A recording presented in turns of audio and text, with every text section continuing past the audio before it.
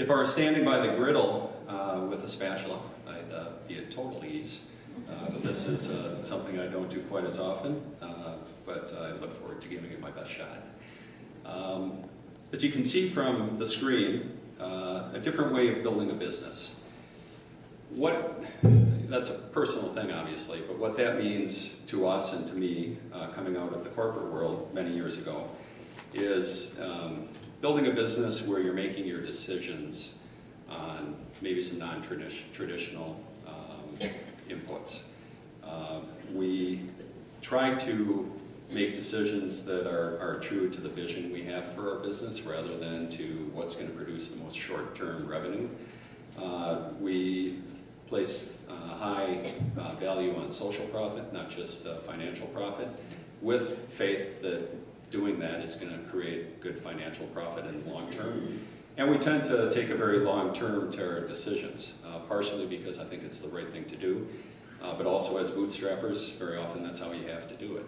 And luckily those things two things merge, usually in a positive way.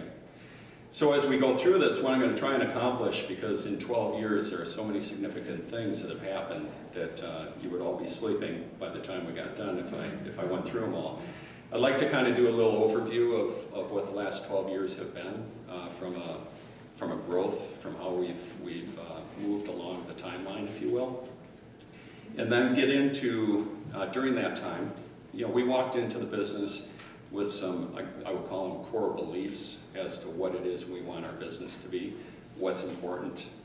It's kind of the framework and the network of inputs that allow us to make consistent decisions and hopefully stay on track with our focus. So what I'd like to try and do tonight is then get into some categories of those core beliefs and maybe give a little idea as to how those things have helped us when we hit adversity or when opportunities that came to us that financially would have been good opportunities but maybe not good for our overall business long term, and how that framework really gives you direction as you move through the deal. So we'll take a look at 4 of those things that are critical to our business, and there are probably 24 of them that you could detail, but we'll just take a look at 4. And then open things up for questions. A lot of really important stuff I'm just going to touch on. So if after you're done with this, if you have questions on those specific things, I'm happy to give you as good an answer as I can. So with that being said, familiarize myself here with the computer.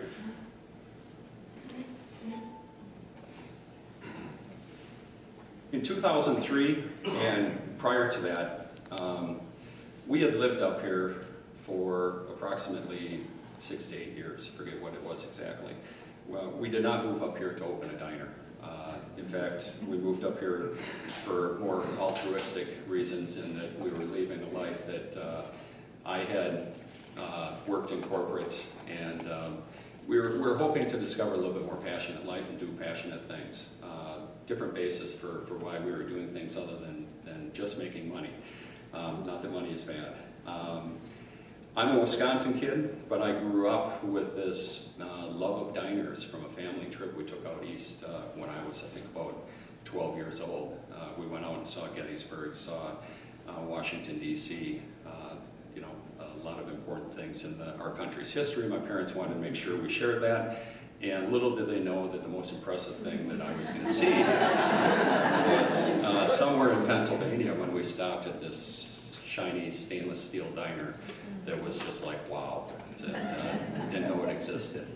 And we were fortunate enough to be able to, since I was in the backseat screaming the whole time, we were able to make a few more stops at similar diners, and I was hooked forever. Later in life, my career involved living out east for a brief time, but also a lot of travel out east, and I would drive 40 miles out of the way to sit at a counter, elbow to elbow, with just an incredible, diverse group of people that seemed to have this common thing happening while they were in the diner. It was kind of like this equalizer. And whether I was imagining it or it was real, I wouldn't find out until many years later when we tried to reconstruct up here in Bayfield County. We had many choices when we came to the decision that maybe there should be a diner totally out of place up in the middle of nowhere, and a really great nowhere, by the way. I say that, but Delta's a great place. we could build something and make it appear to be a diner. There were a couple of companies that actually construct new old diners, but the research showed that they were kind of a shiny, garish facsimile of the old heart and soul neighborhood diners from the day. And then there was a company that restored diners, and we chose that because we felt, as part of the overall plan, if you're going to draw people to an area, you need something authentic, and the easiest way to get something authentic is to take the time and the expense to bring something authentic to your site. So the site of the Delta store, which had been vacant for 30 years, became this landing spot for something that was a little bit unusual, but hopefully unique enough to draw an audience. When we decided to do this, there were some obvious hurdles. We moved up here quite early in life. We didn't walk into this project with a boatload of cash. A lot of people don't, but we had a passion for it. So we had to build some support for the vision, and then most importantly, find some funding. The first support that had to be built was with Nina, my wife. A project like this at the time would have been way outside her comfort zone, but she was wonderful enough to see that it was an important, passionate thing for me and jump on board, and has continued to this day. We also needed to find a banker, which could have been incredibly more difficult than Nina. Luckily, we had a relationship with a banker, and it was a relationship that in the past, in business, we had walked away from some deals because they weren't right, and we had established a rapport. So in that day, I doubt this would happen today. The banker was willing to, based on a plan and having some faith in us, make a loan that, as I said, probably wouldn't happen today. And then we were fortunate to just get great community support. Delta got behind us. I mean, literally the day before we opened, and we're opening the next morning, we had 40 people from Delta, which means there were 15 people posing as if they liked Delta. So they were there bolting down booths, putting in equipment, doing everything possible so that we would be open by the time we said we would. Once we had it built, we had to see if people would come, and it was somewhat of a gamble. And the first year was both very rewarding and very difficult. Anyone who owns a business or started a business, you know this stuff. The main season was shorter than we thought, and it was busier. The off season was longer, and it was slower. We found that the idea of building as we went and looking at it long term in terms of building systems and food systems and process systems and all the other things was difficult during those busiest times, because to be honest with you, you're really not ready for prime time. So you're doing your best to continue to grow for prime time while also doing what you need to do to take care of today, but not ruining the long term by doing some things that aren't going to be good for the long term. So it was a complicated deal, and we were new to it. And what happened is, it was a wake-up call that was very important to the progress of our business, because anytime you get slapped in the face, you stop and you do some hard analysis, not just, oh my God, what have we done? Because we've done it, we're in it, we're committed to it long term. It's what do we do from here so that 12 years from now, which is today, we have the opportunities that we hoped we would, but we also love our business, and we want to go to that business, and it's something that is a reflection of what it is we would like to see in our business.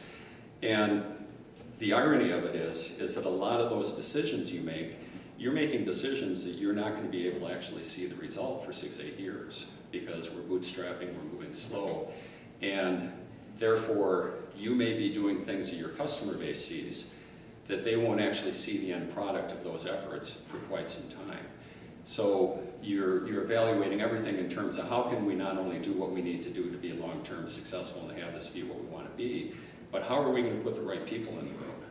so that we have the ability to have those people, whether it be staff or customers, have faith that we're going somewhere that's going to be good for them too. And so that analysis happening in year 1, year 2, rather than in year 6 or year 8 was a good thing, because we got right to it to figure out where we were going.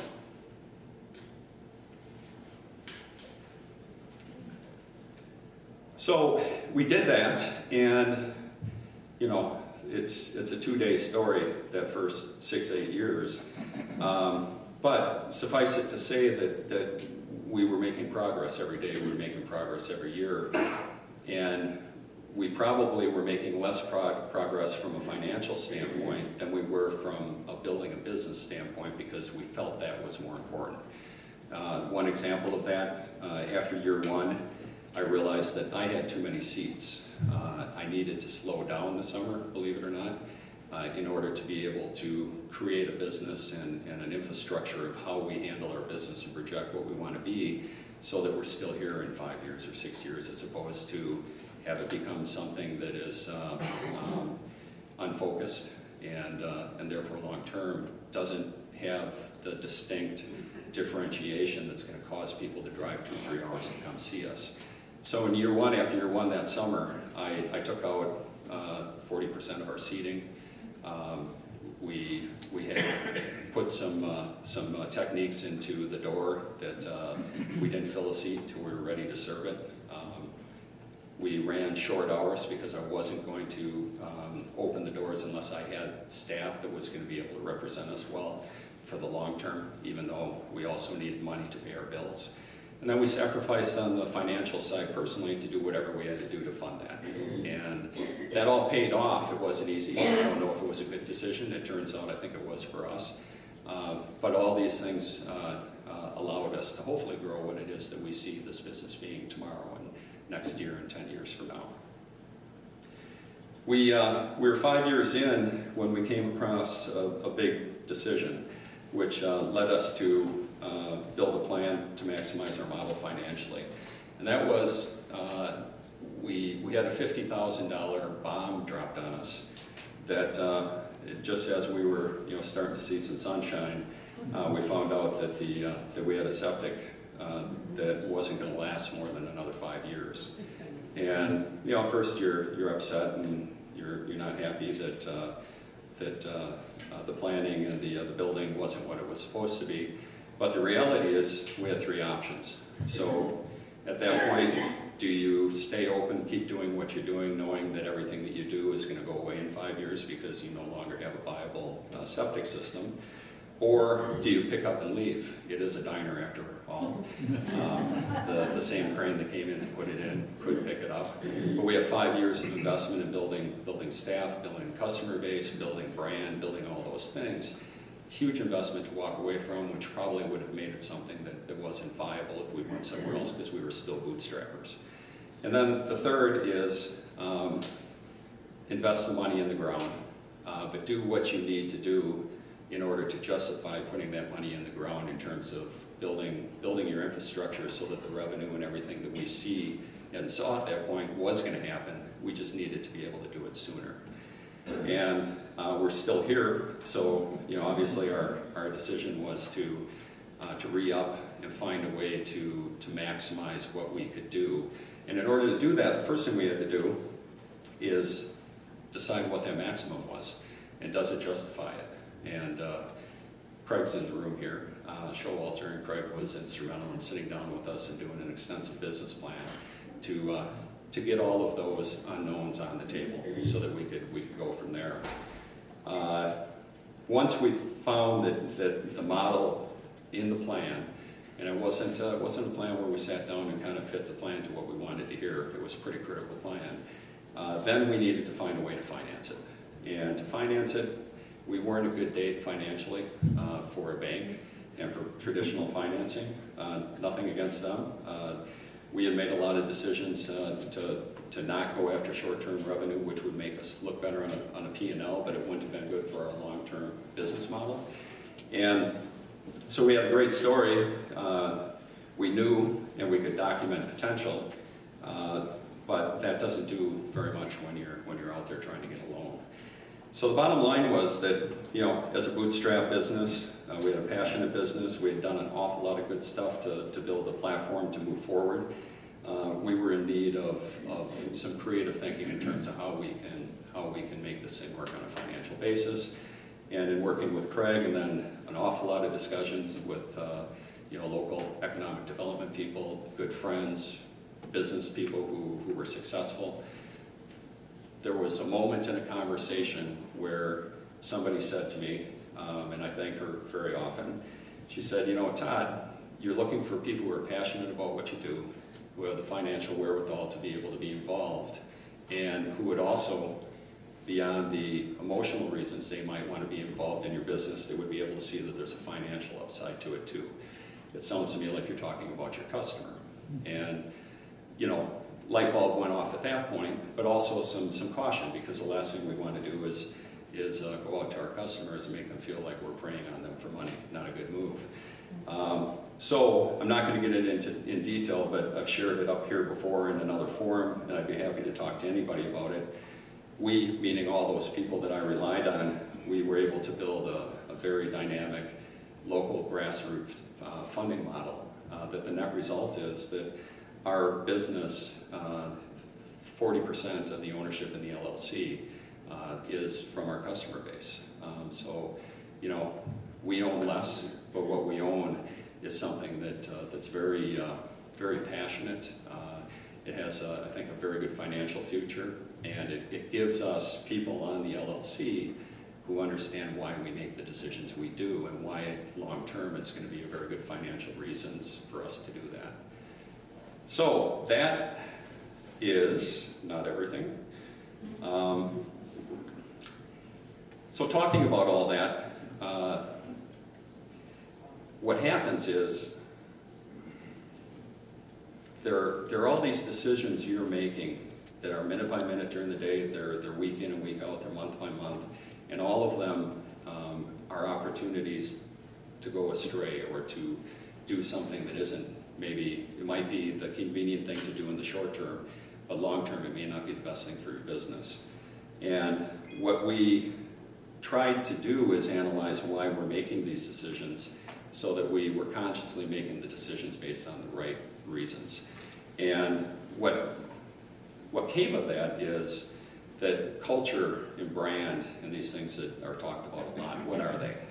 You could get a definition from somebody, but I think really what they are is it's kind of the DNA of what your business is, and why you make the decisions you do, and why your customers are who they are, and why your staff is. And that reflects into this bigger picture that people see, and they say, that's who they are. And it's going to be a little bit different for everybody. So what we did is we tried to take a look at those decisions, and on a day-to-day basis try and quantify. So if you're going to protect the brand, if you're going to apply it elsewhere, which we hope to do in the future, you better know what those are, and you better know with a consistent kind of approach how you're going to move forward on those things. And the next part of this presentation is going to kind of give you an idea of how we maintain that focus. And what it does is, keeping the focus through adversity, opportunity, who are we, brand, model, all those things, what allows you to make good, consistent decisions. And the way we do it is, I think, what we would call core beliefs. It could be core principles, it could be, you could call it any number of things. And you can break down, or at least we can break down with our business, whether it's diners in general, food, customers, staff, experience, attention to detail, profit motive.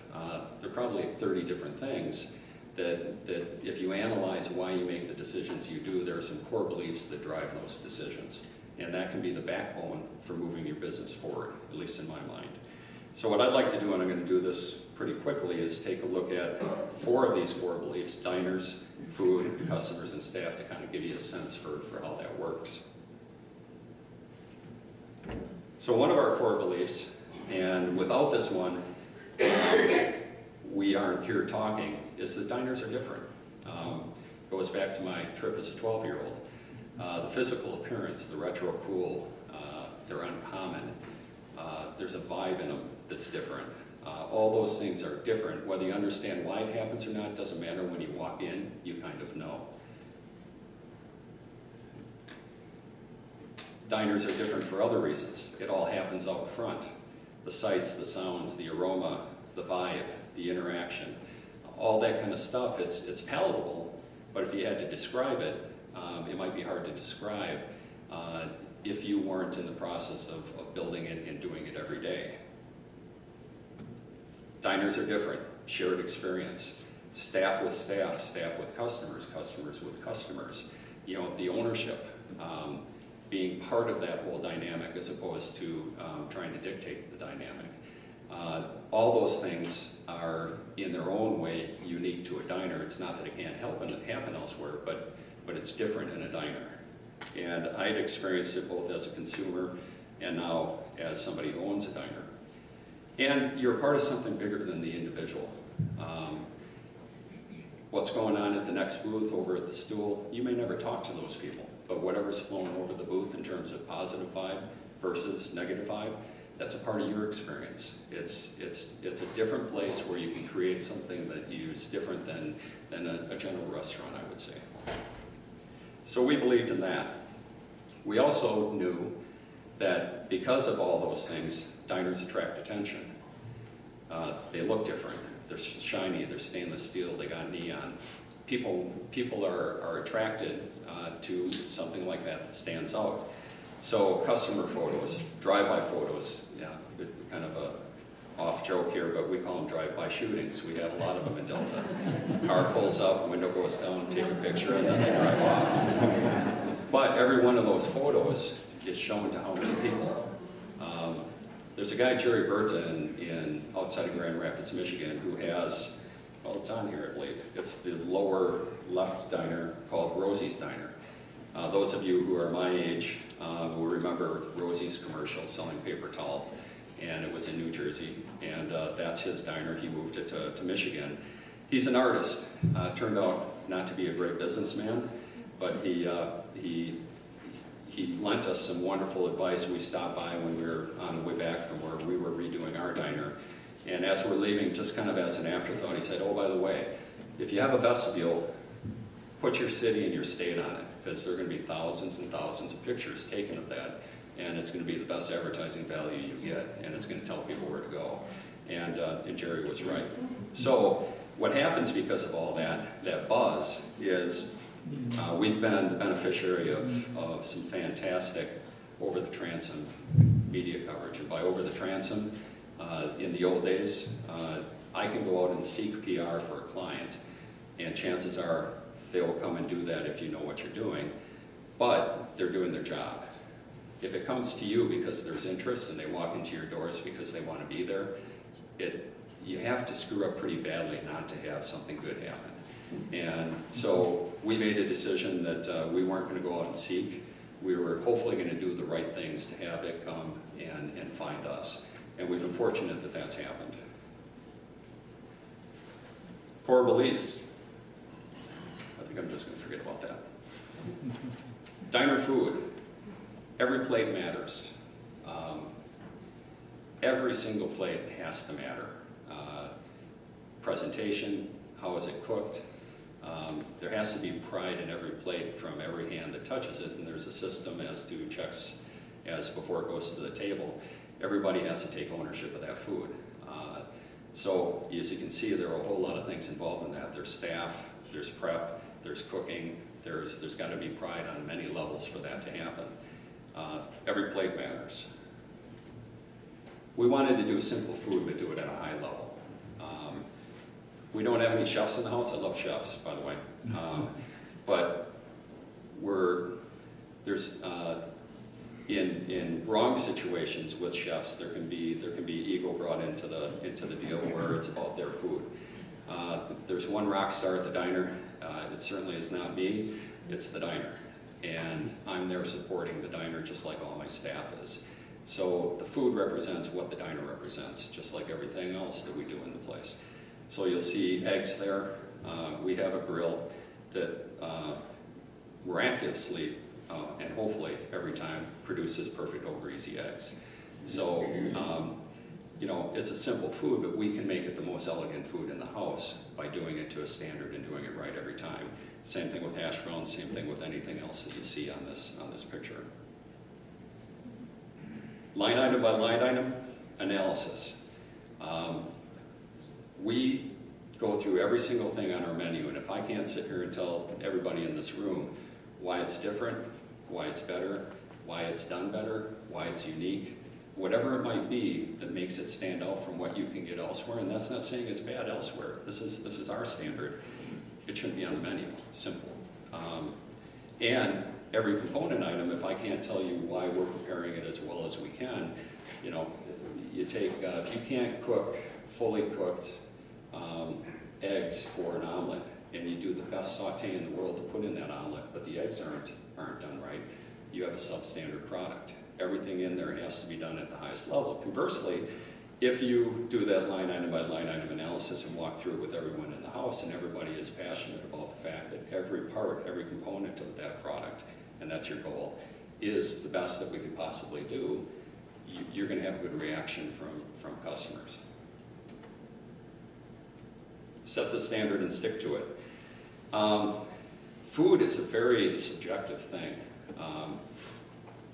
80% of the people that order over medium eggs in our house want over easy eggs. They just have ordered over easy eggs, they got a snotty white, and so now they're ordering it more cooked. So by definition, if we serve what they're asking for, we're not going to give them what they want. So it's a delicate and confusing thing. So what you do is we're out front. Somebody orders over medium, we're able to turn and say, so you want fully cooked whites and you want runny yolks, but you don't want snotty whites.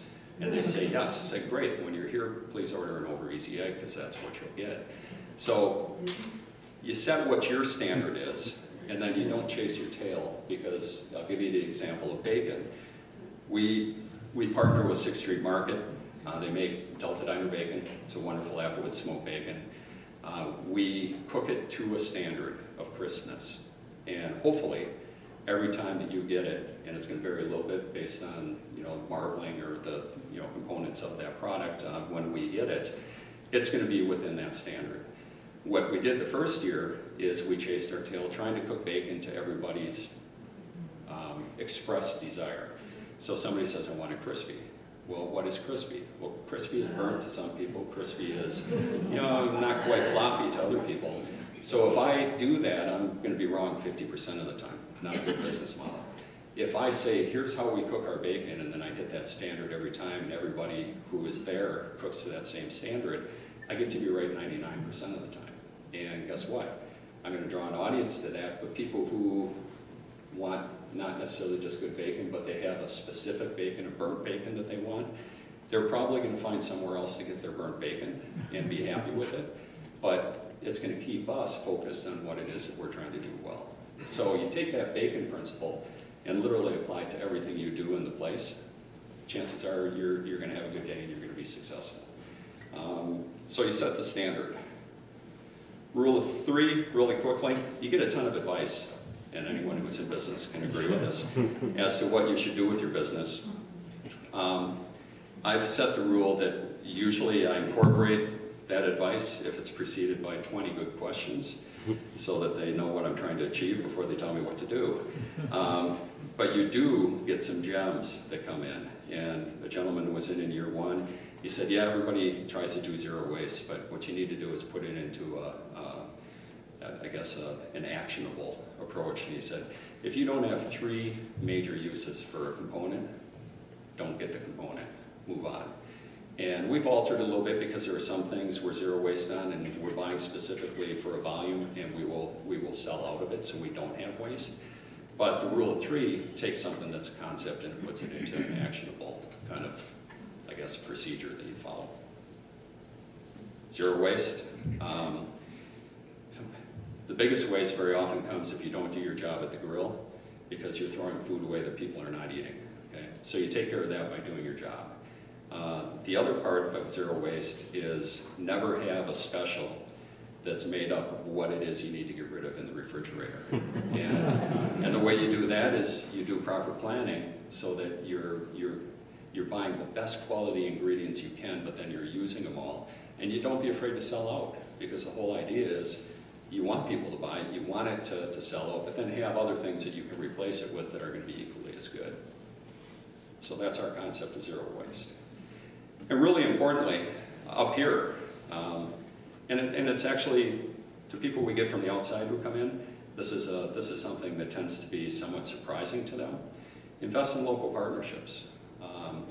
Ashland Baking Company, and I say them because we got into a partnership with them early on, but you have Coco's, you have wonderful business up here making just passionate products, artisan products. 6th Street Market, the meats that we do with them and the way we work together. South Shore Brewery. There's coffee here from the folks up at Big Water, a Delta Diner branded coffee that's actually our own roast. All those things we don't have to do, and we have this incredibly high quality product. Plus, by being in that local partnership, we've invested in our backstory, we've invested in the area, we've invested in all these other things that become part of our brand and part of who we are, which makes us an incredibly more vibrant part of the community, and it's good for business. So go out and seek local partnerships, because you're going to get all that, but then also we don't have to worry about making bread. Krista, our baker, she can make pies. You know, she can develop this. She got inspired out in San Francisco with the egg and a biscuit, and I list who makes it on our website because we like to let people know when we're inspired by their stuff. But she's doing things that we don't have to replicate what we can do locally and do to the same level, or maybe even higher than we can do it. This one will sound kind of strange, but the overall thing is reduce potential objection to the subjective. And what I mean by that is there is going to be objection to what it is that your product or service is at some point. You want to reduce that. Nobody's perfect. But if there is an objection, if you take care of everything that you do, where it's not an objection to execution or objection to what the stated goal of our business is in terms of what we're putting on your table and the experience we're providing you, what that means is it's an objection to a match between us and a customer. And in that case, we haven't done anything wrong. The customer hasn't done anything wrong, but we both know that there isn't a match there, and the customer will find a place that does match. And we, though, are going to analyze objections very closely to make sure that it has been reduced to the objective or the subjective, in that they don't necessarily like the systems or what we're doing or the menu that we're serving, but we executed it very well. And that way, you're not chasing your tail every time there's an objection saying, oh, they're dissatisfied, I need to automatically go that direction. And because contrary to, I forget who came up with the statement, the customer is not always right. They're right when they're right. If they're wrong, it needs to be very politely explained to them why they're wrong, so that then they have options. They can determine whether or not we're a match for them. And the reality is we're not going to be a match every time, because we try and do certain things very well and then do them every time, but we're not for everybody. And that's important to throw ego out the window and be able to admit that. All right. Come tap on my shoulder if I'm going too long. This took 5 minutes when I went through it. Just core belief.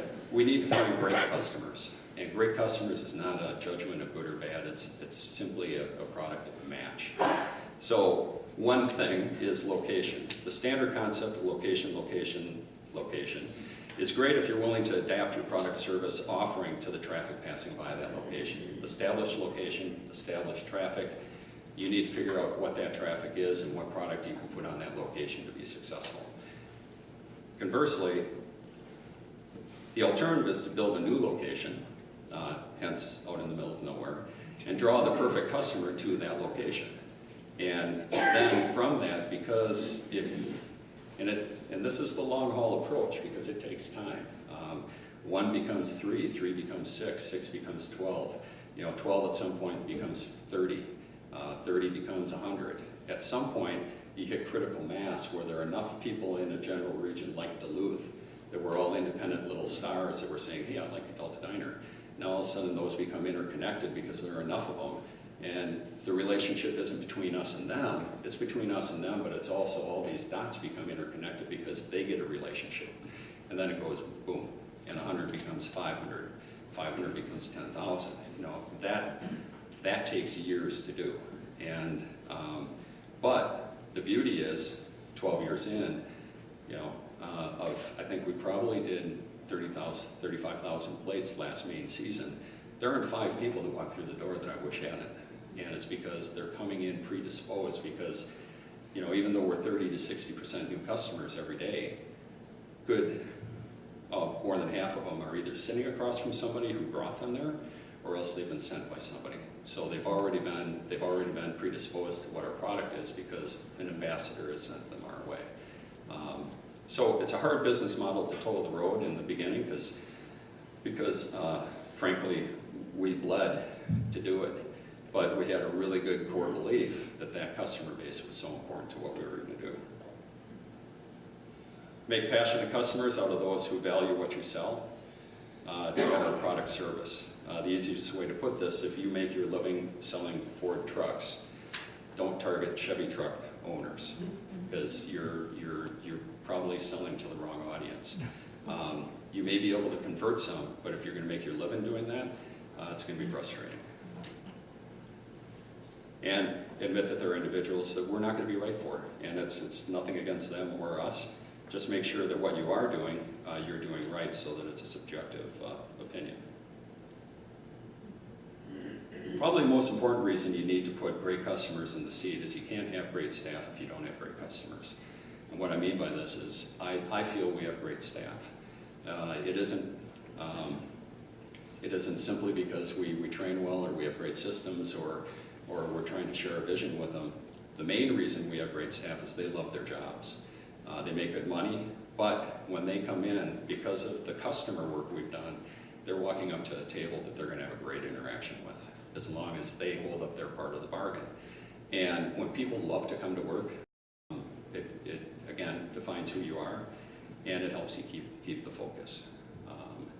So take that, multiply it by every little thing from cleanliness to destination, how you get there. That's how we kind of analyze who we are as a business and how we move forward. And you know, our goals for the future include continuing to maximize what we can possibly do revenue-wise within that model in Delta. And then also the plans this year are to put a solid plan together of how we're going to leverage brand, systems, menu products through other channels of distribution while not endangering the beachhead here in Delta in terms of what we do there. And we're very excited about the future. That's all I have. Thank you very much.